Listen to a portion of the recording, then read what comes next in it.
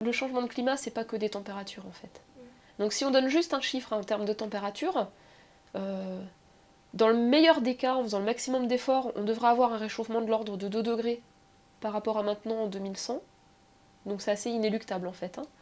Et en déployant toutes les technologies qu'on peut imaginer à ce jour, donc volontairement, on pense qu'on peut arriver à avoir un réchauffement de l'ordre de 4-5 degrés.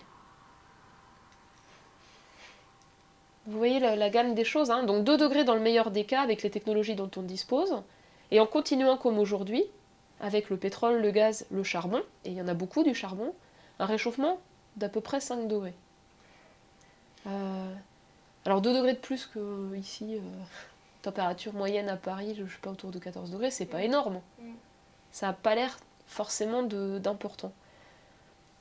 Ce qu'il faut bien voir, c'est que les bouleversements climatiques le plus important qu'on a eu naturellement, c'est entre une glaciation et une période chaude. Ça durait 10 000 ans et c'était que 5 degrés. D'accord. Donc c'est vraiment rien que 2 à 5 degrés en 100 ans. D'abord c'est important, et surtout c'est très rapide. Ensuite, donc ça se traduira par un réchauffement de toute façon beaucoup plus rapide que la moyenne du côté du pôle Nord, et même plus rapide que la moyenne en Europe de l'Ouest. Hein. Sur les continents, c'est toujours plus rapide que sur les océans, par exemple. Et donc, dans un climat qui change, qu'est-ce qui change ? De moins en moins d'hivers très froids, okay, c'est ce qu'on voit d'ailleurs, hein, sauf exception. De plus en plus d'étés très chauds. Donc, il y a un côté bénéfique, c'est-à-dire un allongement de la saison de croissance des plantes, qui démarrent plus tôt et qui finissent leur croissance plus tard. Également, donc, un changement complet dans le cycle de l'eau, et ça c'est important. Alors ça va dépendre des régions. Mais en gros, dans la bande équatoriale, beaucoup plus de pluie. Dans la bande qui est aujourd'hui semi-aride, comme au nord du Sahara par exemple, beaucoup moins de pluie. Beaucoup moins de pluie attendue sur le pourtour méditerranéen, près de chez nous. L'ordre de grandeur, c'est peut-être 15% de pluie en moins par degré de réchauffement. Donc c'est extrêmement important. Et quand on prend la France par exemple, ce serait plutôt dans le nord de la France des hivers plus doux et plus humides, donc un risque d'inondation, et des étés plus chauds et plus secs.